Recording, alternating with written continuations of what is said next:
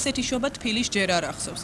7 იანვარს ქრისტესშობის ბრწყინვალე დღესასწაულზე უამრავმა ბავშვმა მოიყარა თავი მერიის წინ თავისუფლების მოედანზე. ალილო მთელი ქალაქი მოიცვა. ამ უზარმაზარ კალათში კი ტრადიციულად ის ძღვენი შეგროვდა, რომელიც თბილისელებმა ალილოზე მისულ პატარებს გადასცეს. ეს საჩუქრები ალბათ უკვე მიიღეს ბავშვთა სახლების ბინადრებმა. კიდევ ერთხელ გილოცავთ ქრისტესშობის ბრწყინვალე დღესასწაულს და დამდეგ ძველით ახალ წელს.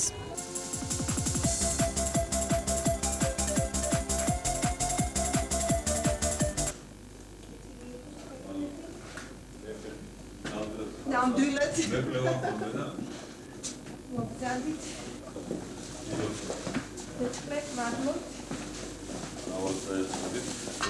შობა დღეს დედაქალაქის მერის სამსახურებთან და ჟურნალისტებთან ერთად იმორ ოჯახს ესტუმრა და ერთგვარი მეკვლეობაც კი ითავა, რომელიც ახალ წელიწადს ახალ ბინებში შეხვდნენ. ეს მიწისძვრით დაზარალებულთა ოჯახებია, რომელთაც დედაქალაქის მერიამ და თბილისის აღორძინების ფონდმა საცხოვრებელი ბინები გადასცა. ქალბატონი ლალი ბეჟანიშვილი გოგოლის ქუჩაზე ცხოვრობდა. ახლა კი კლდანის მიკრორაიონში გადავიდა, საკმაოდ სიმპათიურ ბინაში. ნორმალური პირობებია და მადლობა ყველას, ვინც ხელი შემიწყო, რომ საერთოდ ქუჩაში არ დავრჩი ამ ხელა სტიქიის შემდეგ. რომელი კატეგორია? მესამე კატეგორიის დაზარალებაა ჩემი სახლი გოგოლის ქუჩა პირველ ნომერში. ეს ყველამ დააფიქსირა, მაშინვე საერთოდ გადმონგრეულია, მესამე სართულია ჩემი სახურავი აღარ არსებობს. რამდენსულიანი ოჯახი? 4 სულიანი ოჯახია, მეუღლე და 2 ვაჟი, დიდები სტუდენტები არიან.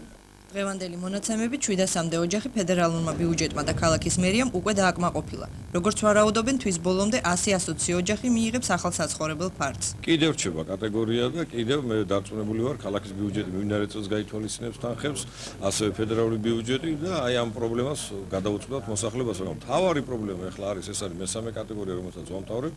მე უკვე უნდა დავიწყოთ ჩვენ მეორე კატეგორია, იმიტომ რომ ის მეორე შეიძლება ერთმა დაიფოროს გადავიდეს მესამე კატეგორიაში. უკვე საცხოვრებელი სახლების გამაგრება, საძირკველი მთავარი რაც არის, მაღლივი კორპუსები, წვავე ავარიულ მდგომარეობაშია, გადახურვები და ასე შემდგომ. ამიტომ დიდი თანხებია ყოველი ამისათვის საჭირო.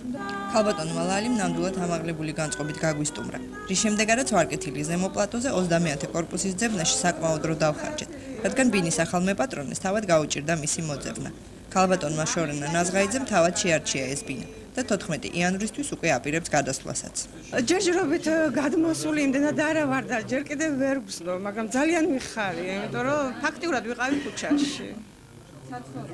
გორის ქუჩაზე დამენგრა ბინა და ხან ნათესავებში როგორც ვახერხებდი, ხან მიუბრუნდებოდი და ბრონხიტი გვაქვს ორივეს მე და ჩემშვილს იმდენად გაჯისუნია სახლში. რამდენი ხანია ეს? მიწისძვრაზე დამენგრა, ჯერ არ გადმოსულ ვარ, იმიტომაც ვერ მოვაგენი. მოდი შეიძლება. ეს არის ერთი კვირის შეძენილი და ისე პრინციპში რა ერთი კვირის სახაწყოდ ჩემი შერჩეულია დიახ მე თვითონ ვიარე და ფონდმა მიყიდა ბინის ყიდვაში ბატონი მერი რა თქმა უნდა თანხები მაგრამ გადმოგვირიცხა ბატონი გუდავაძე ძალიან დიდი მადლობელი ვარ დიდუბე ჩუღურეთის ფონდის თავმჯდომარე ვაშალომიძე, რა თქმა უნდა, ბატონ ვანოს თამადობით. მერიის სარეზერვო ფონდიდან გადაირიცხა მილიონი ლარი თბილისის აღორძინების ფონდში მიწისძვრით დაზარალებულებისთვის. სწორედ ამ თანხების მეშვეობითაა შესაძლებელი უსახლკაროდ დარჩენილი ოჯახების ბინით დაკმაყოფილება. მთავარი პროცესი ჩვენთვის ახლა არის, რომ დავიწყოთ უკვე მაღლივი კორპუსების გამაგრებით სამუშაოების დაფინანსება, საძირკველი, გადახურვა, იმიტომ რომ ბევრი ავარიული სახლია დედაქალაქში. ეს ეხება ყველა რაიონს ფაქტიურად, მაგრამ ყველაზე მეტად დაზიანებულია მაინც ნაძალადევის რაიონი, ჩუღურეთი, თაცმინდა კრწანისი, ისნის რაიონი, აი ეს რაიონებია და მე ვფიქრობ, რომ გაიცად ძირითად პროგრამას ჩვენ შევასრულოთ, მაგრამ მთლიანობაში ძალიან დიდ ხანს არის დაკავშირებული 100-120 მილიონი დოლარია ამისათვის საჭირო, რომ ყველა საცხოვრებელი კორპუსი მოაწესრიგოთ. მსოფლიო ბანკი, ევრობანკი, ევროკავშირი, დონორი ქვეყნები, ფედერალური ბიუჯეტი, ქალაქის ბიუჯეტი. აი ამ პროგრამას მთლიანად მე ვფიქრობ, ჩემი გათვლებით, ექსპერტებთან შეჯერებული საუბრის შემდგომ დაჭირდება 4-5 წელი, მაგრამ აი მწვავე ავარულ მდგომარეობაში ვინც არის, იმას ძირითადად ჩვენ უკვე მაქსიმალურად ამ წლის ბოლომდე დავაკმაყოფილებთ.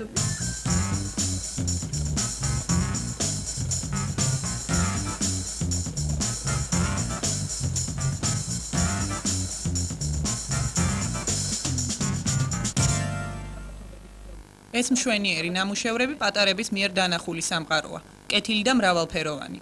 ეს არაჩვეულებრივი გამოფენა კი ჩუღურეთის რაიონის ახალგაზრდულ და ქალთა კლუბების ინიციატივით შესდგა. მას წინ კვირეული უსწრებდა, რომელშიც ამ რაიონის 11-ვე სკოლის სხვადასხვა ასაკის ბავშვი იღებდა მონაწილეობას. გამოვნელმა ყველაზე ნიჭიერთა ნამუშევრებმა კი ამ გამოფენაზე მოიყარა თავი, რომელიც ახალი წლის დღეებში მოეწყო. აღნიშნული აქცია ჩვენ ვფიქრობთ გახდება ტრადიციული და ალბათ გაიცათ უფრო მსხვილ და მასშტაბურ ხასიათს შეიძენს.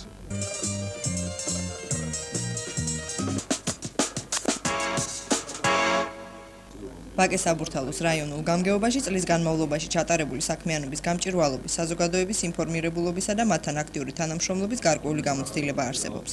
უკვე მეორე წელია, რაც ვაკე საბურთალოს გამგეობის წევრები წლის ბოლოს ხვდებიან არასამთავრობო ორგანიზაციებს გაფორმებული მემორანდუმის საფუძველზე, რათა მათ უშუალო მონაწილეობა მიიღონ სხვადასხვა მიზნობრივი პროგრამების რეალიზების პროცესში. ყველა რაიონს თითქმის ერთნაირი პრობლემები გვაქვს, მაგრამ მეტნაკლებად ზოგი მეტი გვაქვს ჩვენ პრობლემა, ზოგი ჩემრამ მეზობელ რაიონს უფრო მეტი აქვს და აქედან გამომდინარე ხო ყველაზე დიდი პრობლემა არის სახურავების პრობლემა, რომელიც ალბათ სასწრაფო წელს უნდა დავიწყოთ მაგ საკითხის გადაწყვეტა რა.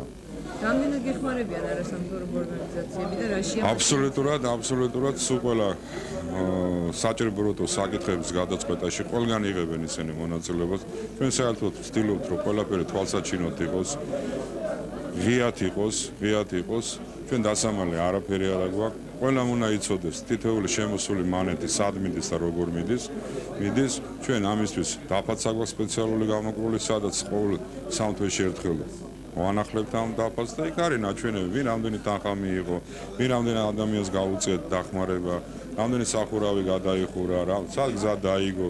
ისე რომ ყველამ უნდა იცოდეს ყველაფერი ის რაც კეთდება რა. როგორც რაიონის გამგებელმა დავით სულაძემ აღნიშნა, ვაკე საბურთალოს რაიონი ყველაზე დიდი გადამხდელია საქართველოში. დაახლოებით 140 მილიონი შევა ბიუჯეტში ამ ტერიტორიიდან ფონდებთან ერთად. არასამთავრობო ორგანიზაციების მონაწილეობით შექმნილია და ფუნქციონირებს რამდენიმე კომისია. მომავალში ურთიერთობების ეს ფორმა კიდევ უფრო განვითარდება. არაფრით არ შემიძლია არ აღვნიშნო ის მხარდაჭერა, რომელსაც საერთოდ ჩვენს მოსახლეობას რაიონის გამგეობა უწევს და ქალაქის მერია უწევს. ძალიან ბევრი მე შემიძლია გითხრათ, რომ 3 წლის წინ დიდი ღომი იყო აბსოლუტურად მიტოვებული. ამან განაპირობა ჩვენი საზოგადოების შექმნა. ამის შემდეგ მოხდა არაერთ გზის გამწონება, არაერთ გზის გზების შეკეთება, არაერთ გზის მოსახლეობისადმი ინდივიდუალურად, მაგრამ მაინც შესაძლებლობის ფარგლებში დახმარება და რაც მთავარია, გავარკვიეთ უშველებელი მაფია და დაწყებულია გაზიფიცირება. მართალია მოსახლეობის ხარჯებით, მაგრამ ეს მაინც წინ გადადგმული ნაბიჯია, იმიტომ რომ ამ რკინა-ბეტონის სახლებში იმ ქარის მდგომარეობაში, რომელიც იქ არის გაბატონებული, წარმოუდგენელია გაუთბობლად და გაზის გარეშე ცხოვრება. გამგეობის ხდომებზე საკითხების მომზადებისა და განხილვის პროცესში მიმდინარე ოპერატიულ თათბირებზე უზრუნველყოფილია საზოგადოებრივი ორგანიზაციების, არასამთავრობო ორგანიზაციებისა და მოსახლეობის ცალკეული წარმომადგენლების მონაწილეობა.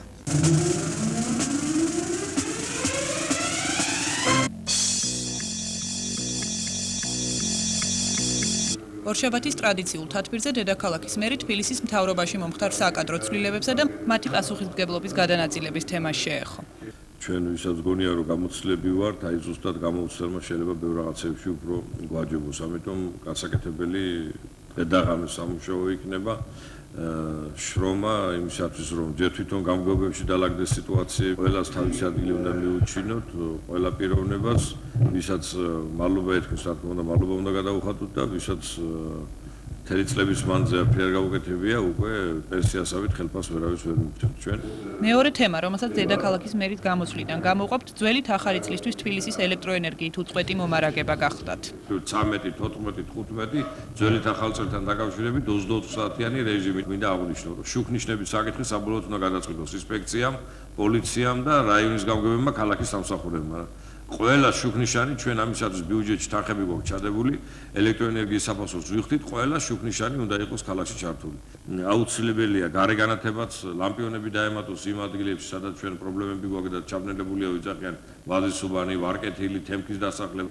და ბოლოს დედაქალაქის მერი მრავალშვილიანი დედების პრობლემასაც შეეხო. პრიმეთ სპეციალური პროგრამა უნდა შევადგინოთ მრავალშვილიანებთან დაკავშირებით, მთავრობამ უნდა ижელოს, საკრებულომ უნდა იმჟელოს და უნდა ვიცოდეთ თვეში რამდენს გადავუხდით ჩვენ თითო არასრულწლოვანს იმის დამიხედვით რა კალათაც გვექნება ჩვენ დედაქალაქს და ქვეყნის ბიუჯეტს.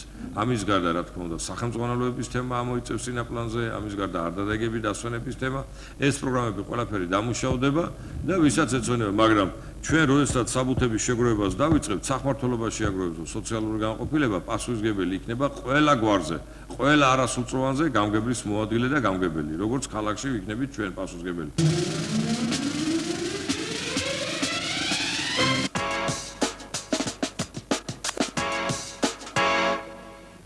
ორშაბათ დღეს დედაქალაქის მერი არქიტექტორებს შეხვდა, რათა პირადად გაცნებოდა იმ პროექტებს და წინადადებებს, რომელთა გახორციელების შემთხვევაში ქალაქის ქუჩებში ბევრი პრობლემა გადაიჭრება.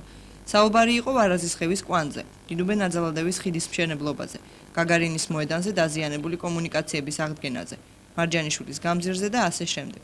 ამ გეგმებზე პირველ რიგში მუშაობდა ქალაქ პროექტის კოლექტივი, მათ მიერ შემუშავებულია კონცეპტუალური სქემები და შესაბამისად მე უკვე დამუშავება და თვითონ ამ პროექტების დეტალური დამუშავება, თქვათ, მუშანახაზები გაწოდებული, ალბათ უკვე გააკეთებით შესაბამისი ჯგუფები ხლა. მაგას უკვე არსებით მნიშვნელობა არ აქვს, ლაპარაკია კონცეპტუალურ გადაწყვეტაზე და რომელიც უკვე ჩემი აზრით ძალიან მაღალ დონეზეა შესრულებული. დამეთანხმებით, რომ სატრანსპორტო კვანძების მშენებლობა ძალიან რთულია, რადგან თითო ქუჩის, მით უმეტეს ცენტრალური მაგისტრალის გადაკეთვა მოძრაობის სერიოზულ პარალიზებას იწვევს. ამიტომ ეს ერთი ამოსუნთქვით უნდა გაკეთდეს. სამუშაოების ხანგრძლივობა დამოკიდებული იქნება თანხების აკუმულირებაზე, რის თადარიგს თავიდანვე იჭერენ მთავრობის წევრები. ამიტომ სავარაუდოდ ყველაფერი ეს დაწყებიდან 5-6 თვეში უნდა დასრულდეს. სამუშაოებს მსოფლიო ბანკი და ქალაქის ბიუჯეტი აფინანსებს. დღესდღეობით როგორც ჩვენთვის ცნობილი გახდა, თვითონ საკრებულო მერია დაინტერესებულია იმ კომუნიკაციების მშენებლობით, რომელიც განპირთავს ქალაქს მოძრაობისგან, თქვენ იცით რა ცუდი მდგომარეობაა.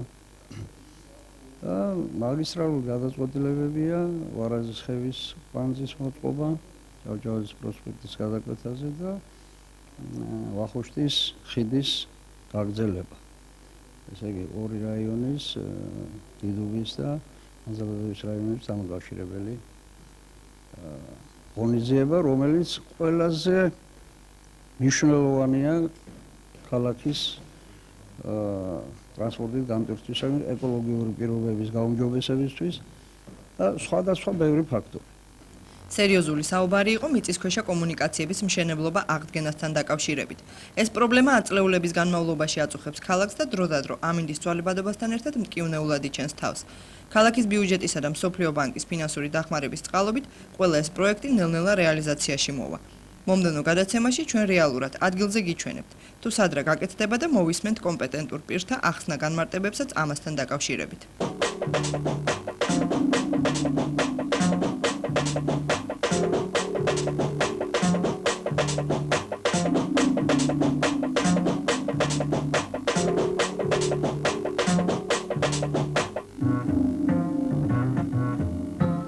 დიდები და პატარები, ასე დავარქვით სიუჟეტს, რომელიც ვფიქრობთ საახალწლო, სადღესასწაულო განწყობა შეგიქმნით. ვაკის თეატრალური სარდაფის მსახიობთა რეპეტიცია ჩვენს კამერასთან ერთად და ხორავას სახელობის კულტურის სახლთან არსებული ბავშვთა თეატრის არაჩვეულებრივი წარმოდგენა საახალწლოს ზღაპარი. ვაკის თეატრალურ სარდაფში მეკვლეები ჩვენ ვიყავით, რადგან პირველად აქ ჩვენმა კამერამ შემოიხედა.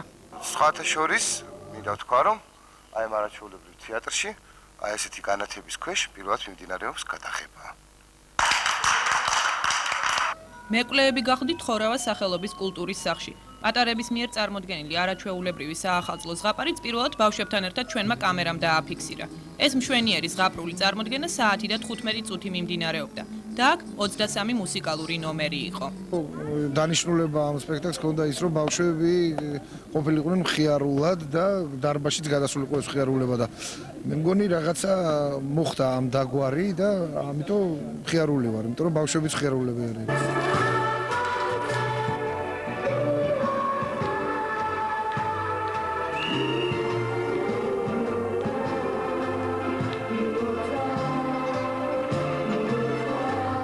მათი მეკვლეობა ალბათ ყველა ჩვენთაგანს გაუხარდებოდა. თითოეულ მათგანს სიხარული და სიხალისე დააქვს თან.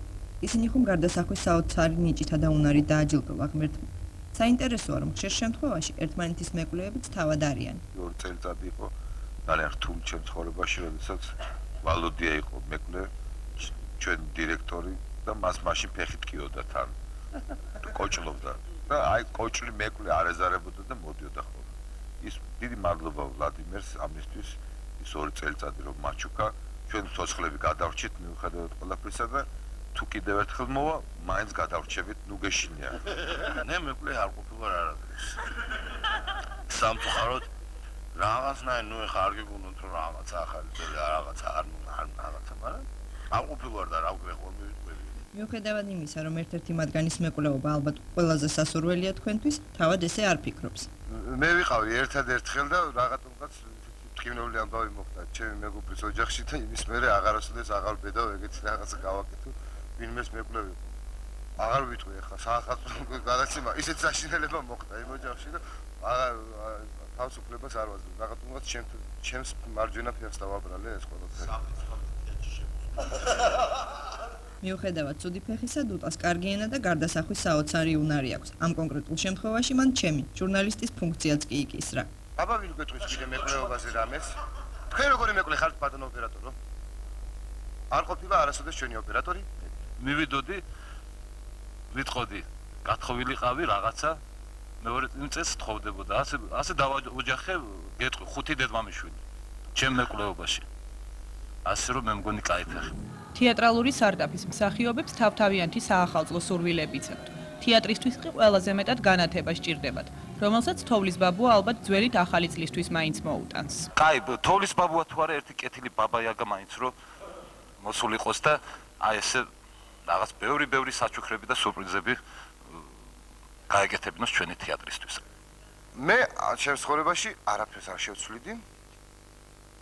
შევეცდებოდი უფრო მეტი და მეტი ენერგია დამეხარჯა და მეტი და მეტი მხიარულება და მეტი და მეტი სიხალისი შემომეტანა ჩემს ცხოვრებაში, ჩემს მეგობრებთან ერთად. დაე მთელი თბილისი გადაქცეულიყოს თეატრალურ სარდაფად.